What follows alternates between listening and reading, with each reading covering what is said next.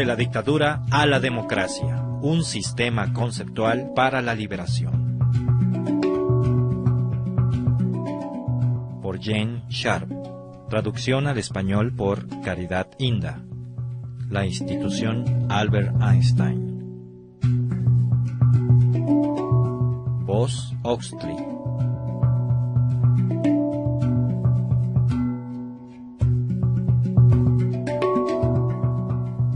Capítulo 8. Aplicando el desafío político. En situaciones en que la población se siente impotente y asustada, es importante que las tareas iniciales para el público sean acciones de poco riesgo que le desarrollen la confianza en sí mismo. Esta clase de acciones, tales como vestirse con atuendos diferentes, puede interpretarse públicamente como una opinión disidente y brindar una oportunidad para que el público participe significativamente en un acto de disensión. En otros casos, una cuestión no política de relativamente poca importancia, vista superficialmente como por ejemplo la consecución de un suministro de agua seguro, puede convertirse en un centro de acción grupal. Los estrategas deben escoger un asunto cuyos méritos sean ampliamente reconocidos y difíciles de rechazar. El éxito en tales campañas limitadas puede ser no sólo corregir malestares específicos, sino convencer a la población de que en verdad tiene potencial para ejercer el poder. En una lucha a largo plazo, la mayor parte de las estrategias de campaña no deben tratar de alcanzar la caída completa e inmediata de la dictadura, sino de lograr objetivos limitados. Cada campaña tampoco va a requerir la participación de todos los sectores de la población. Al contemplar una serie de campañas específicas para implementar la gran estrategia, los estrategas del desafío tienen que considerar cómo las campañas del comienzo de la lucha, las de la mitad o las ya próximas a su conclusión, se diferenciarán unas de otras. Resistencia selectiva. En los momentos iniciales de la lucha, las campañas separadas con distintos objetivos específicos pueden ser muy útiles. Estas campañas selectivas pueden hacerse una tras otra. Ocasionalmente, 2 o 3 pueden ocurrir al mismo tiempo. Al planificar una estrategia para la resistencia selectiva, es necesario identificar motivos limitados y específicos o malestares que simbolicen la opresión de la dictadura en general. Tales asuntos pueden ser los objetivos estratégicos intermedios dentro de la gran estrategia global. Es necesario que estos objetivos estratégicos intermedios sean alcanzables para la capacidad de poder actual o proyectada de las fuerzas democráticas. Esto ayuda a asegurar una serie de victorias que son buenas para levantar la moral y que también contribuyen a que se produzcan cambios incrementales en las relaciones de poder que resulten ventajosos para una lucha a largo plazo. Las estrategias selectivas de la resistencia deberán concentrarse, en primer lugar, en cuestiones sociales, económicas o políticas. Estas se pueden escoger a fin de conservar alguna parte del sistema social y político fuera del control de los dictadores para recuperar el control de alguna porción de este sistema actualmente bajo el control de los dictadores o para negar a los dictadores algún objetivo en particular. Si es posible, la campaña de resistencia selectiva debe también atacar una o más de las debilidades de la dictadura, tal como lo hemos explicado. En consecuencia, los demócratas pueden producir el mayor impacto posible con la capacidad de poder que tengan a su alcance. Muy al principio, los estrategas tienen que planificar por lo menos la estrategia para la primera campaña. ¿Cuáles han de ser sus objetivos limitados? ¿Cómo van estos a ayudar a la realización de la gran estrategia? Si es posible, sería prudente formular por lo menos los lineamientos generales para una segunda y acaso hasta una tercera campaña. Todas esas campañas han de llevar a cabo la gran estrategia escogida y operar dentro de los lineamientos generales de esta. El reto simbólico. Al principio de una nueva campaña para minar la dictadura, las primeras y más específicas acciones pueden tener un campo limitado. Deben estar diseñadas en parte para probar el estado de ánimo de la población e influir en él, y prepararla para continuar la lucha a través de la no cooperación y el desafío político. La acción inicial podría tomar la forma de una protesta simbólica o podría ser un acto simbólico de no cooperación limitada y temporal. Si el número de personas dispuestas a actuar es limitado, entonces la acción inicial podría consistir, por ejemplo, en depositar una ofrenda floral en algún lugar de importancia simbólica. Por otra parte, si el número de los dispuestos a actuar es muy grande, entonces podría hacerse un paro de 5 minutos en todas las actividades u observar algunos minutos de silencio. En otras situaciones, unos cuantos individuos pueden ponerse en huelga de hambre, reunirse para una vigilia en un lugar de importancia simbólica, practicar un breve boicot estudiantil a las clases o entrar y sentarse en una oficina importante por un tiempo limitado. Una dictadura probablemente reprimiría con crueldad las acciones más agresivas. Ciertas acciones simbólicas como la ocupación física del territorio frente al palacio del dictador o de los cuarteles de la policía pueden incurrir en un gran riesgo, por lo tanto no son recomendables para iniciar una campaña. Las primeras acciones de protesta simbólica a veces han suscitado una gran atención nacional e internacional, como las demostraciones masivas en Birmania en 1988 o la ocupación y huelga de hambre por los estudiantes de la plaza de Tiananmen en Beijing en 1989. El elevado número de víctimas entre los manifestantes en ambos casos subraya el gran cuidado que tienen que tener los estrategas cuando planifican las campañas. Aun cuando estas acciones tengan un tremendo impacto moral y psicológico, por sí mismas no es probable que hagan caer la dictadura, porque permanecen dentro de lo simbólico y no alteran la posición de poder de la dictadura. Por lo general, no es posible negarles por completo a los dictadores el acceso a los recursos de poder al principiar la lucha. Para eso haría falta que prácticamente toda la población y casi todas las instituciones de la sociedad, las cuales desde antes les han estado muy sometidas, rechazaran absolutamente al régimen y que de pronto lo desafiaran mediante una fuerte y masiva no cooperación. Eso todavía no ha ocurrido, y alcanzarlo sería sumamente difícil. En la mayoría de los casos, por consiguiente, una rápida campaña de completa no cooperación y desafío no sería una estrategia realista para una campaña inicial contra la dictadura. Distribuyendo las responsabilidades. Durante una campaña selectiva de resistencia, ciertos grupos de la población son los más castigados. En una campaña posterior con un objetivo diferente, el peso de la lucha se desplazará hacia otros grupos. Por ejemplo, los estudiantes pueden irse a la huelga por una cuestión referente a la educación. Los dirigentes religiosos y los fieles pueden concentrarse en el tema de la libertad de cultos. Los trabajadores de los ferrocarriles pueden observar tan meticulosamente las regulaciones de seguridad que lleguen a retardar en extremo todo el sistema ferroviario. Los periodistas pueden desafiar la censura publicando un espacio en blanco en el periódico donde hubiera correspondido un artículo prohibido. La policía una y otra vez puede errar y no localizar ni detener a los miembros de la oposición democrática que buscan. Al escalonar las campañas de resistencia según los motivos y el sector de la población que ha de actuar, les permitirá a otros sectores descansar un poco mientras la resistencia prosigue. La importancia de la resistencia selectiva consiste en defender la existencia y autonomía de los grupos políticos, económicos y sociales, así como a las instituciones fuera del control de la dictadura, como lo mencionamos antes. Estos centros de poder proporcionan las bases institucionales desde las cuales la población puede ejercer presión o resistirse a los controles dictatoriales. En la lucha, es probable que sean los primeros en ser golpeados por la dictadura. Apuntando al poder del dictador.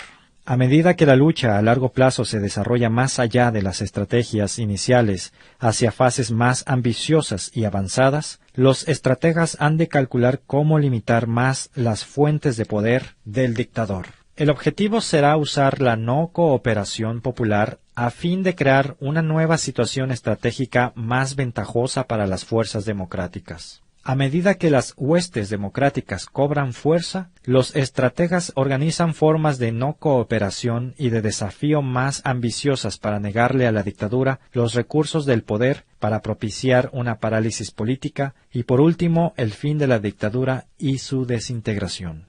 Será necesario planificar con cuidado cómo podrán las huestes democráticas debilitar el apoyo que personas y grupos hayan ofrecido a la dictadura previamente. Se resquebrajará este apoyo cuando les revelen las brutalidades perpetradas por el régimen, cuando les expongan las desastrosas consecuencias económicas de las políticas del dictador, o cuando tengan nuevos elementos para comprender que se puede acabar con la dictadura. Hay que llevar a los defensores de la dictadura por lo menos a permanecer neutrales, a no tomar partido, o mejor, a convertirse en defensores activos del movimiento por la democracia. Durante la planificación e implementación del desafío político y la no cooperación, es muy importante prestar atención a todos los defensores y auxiliares de los dictadores, inclusive a su camarilla interna, al partido político, la policía y la burocracia, pero especialmente al ejército. Haría falta calcular bien el grado de lealtad a la dictadura de las fuerzas militares, tanto soldados como oficiales, y determinar si son susceptibles de ser influidas por las fuerzas democráticas. ¿Pudieran los soldados comunes y corrientes ser unos presos descontentos y asustados del régimen? ¿Se podría poner en contra del régimen a muchos de los soldados y oficiales por razones personales, familiares o políticas? ¿Qué otros factores harían a los soldados y oficiales vulnerables a la subversión democrática? Desde el inicio en la lucha de liberación debe desarrollarse una estrategia especial para comunicarse con las tropas y funcionarios del dictador. Mediante palabras, símbolos y acciones, las fuerzas democráticas pueden informar a las tropas que la lucha de liberación va a ser vigorosa, decidida y persistente. Las tropas han de saber que la lucha va a tener un carácter especial destinado a socavar la dictadura, pero que no amenaza su vida. Tales esfuerzos aspiran en última instancia a minar la moral de las tropas del dictador y finalmente a subvertir su lealtad y obediencia a favor del movimiento democrático. Se debe intentar llegar a la policía y a los funcionarios con estrategias similares. El intento de ganar simpatías entre las fuerzas del dictador y eventualmente a inducirlas a la desobediencia no debe interpretarse, sin embargo, como una invitación a que las fuerzas militares produzcan una rápida interrupción de la dictadura mediante una acción militar. Una acción semejante no es posible que dé paso a una democracia que funcione, porque, como ya hemos explicado, un golpe de Estado sirve de poco para cambiar el desequilibrio de las relaciones de poder entre el pueblo y los gobernantes. Por consiguiente, es necesario planear cómo puede hacérseles entender a los oficiales militares que simpatizan con los demócratas que ni un golpe militar ni una guerra civil son necesarios o deseables. Los oficiales simpatizantes pueden jugar papeles vitales en la lucha democrática, tales como difundir entre las fuerzas militares el descontento y la no cooperación, alentando las deficiencias deliberadas y calladamente hacer caso omiso de las órdenes, manteniéndose firmes en su decisión de no reprimir. El personal militar puede también brindar varias formas de asistencia no violenta y positiva al movimiento democrático, entre las que se incluye facilitar el paso seguro, información, comida, suministros médicos y otros. El ejército es uno de los recursos de poder más importantes de los dictadores porque éstos pueden usar las unidades militares disciplinadas y su armamento para atacar directamente a la población desobediente y castigarla. Los estrategas del desafío deben recordar que va a ser extraordinariamente difícil, si no imposible, desmantelar la dictadura si la policía, la burocracia y las fuerzas armadas se mantienen plenamente leales y obedientes en el cumplimiento de sus órdenes.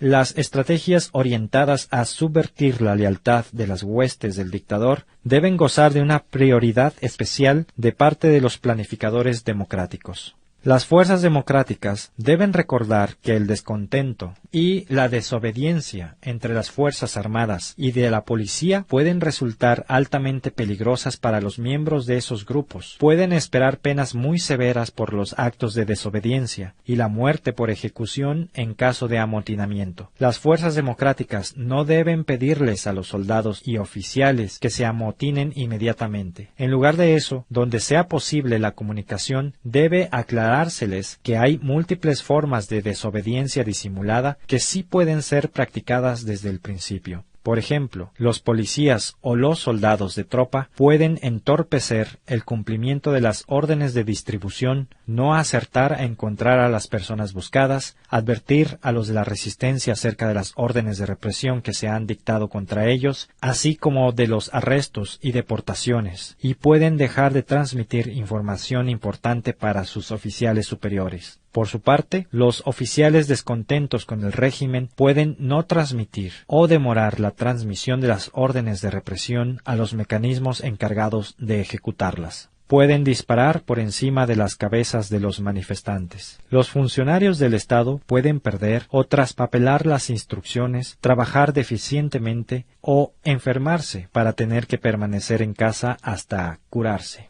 Cambios en la estrategia. Los estrategas del desafío político tienen que estar constantemente evaluando cómo la gran estrategia y las estrategias de campañas específicas se están implementando. Es posible, por ejemplo, que la lucha no marche tan bien como se hubiera esperado. En ese caso, hay que pensar qué cambios se necesitan en la estrategia. ¿Qué podría hacerse para aumentar la fuerza del movimiento y retomar la iniciativa? En una situación así, habrá que identificar el problema. Volver a realizar el cálculo estratégico, si es posible, darle la responsabilidad de la lucha a un sector distinto de la población, movilizar recursos adicionales de poder y desarrollar acciones alternativas. Cuando esto se hubiere hecho, el nuevo plan se implementará inmediatamente. Si, por el contrario, la lucha ha marchado mucho mejor de lo previsto y la dictadura está desmoronándose antes de lo que se había calculado, ¿cómo podrán las fuerzas democráticas capitalizar esas victorias inesperadas y avanzar hacia la paralización de la dictadura? Exploraremos esta problemática en el capítulo siguiente. De la dictadura a la democracia, un sistema conceptual para la liberación.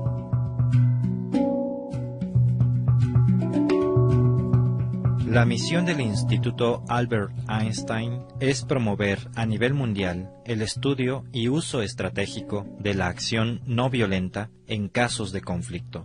La institución se compromete a defender libertades e instituciones democráticas, oponerse a la opresión, las dictaduras y el genocidio, y reducir la dependencia en la violencia como herramienta política. Para lograr estos fines, se procederá de tres maneras: fomentando investigaciones y estudios sobre los métodos de acción no violenta y su uso en diferentes conflictos en el pasado, compartiendo los resultados de estos estudios con el público por medio de publicaciones, conferencias, medios de comunicación masiva, etc., asesorando a grupos en conflictos sobre el potencial estratégico de la acción no violenta.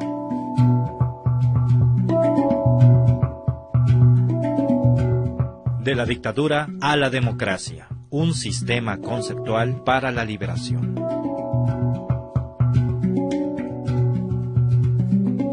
Todo el material que aparece en este libro es del dominio público y se puede reproducir sin el permiso de Jen Sharp. Se agradece mención de la fuente. Primera impresión, diciembre del 2003. De la dictadura a la democracia, se publicó primero en Bangkok en 1993 por el Comité para la Restauración de la Democracia en Birmania, conjuntamente con Keith Giant, el periódico de la nueva era. Desde entonces se ha traducido a más de 8 idiomas y se ha publicado en Serbia, Indonesia y Tailandia, entre otros países. The Albert Einstein Institution, 427 Newbury Street, Boston, Massachusetts, Estados Unidos de Norteamérica. Sitio oficial www.aeinstein.org. ISBN 1-880813-130.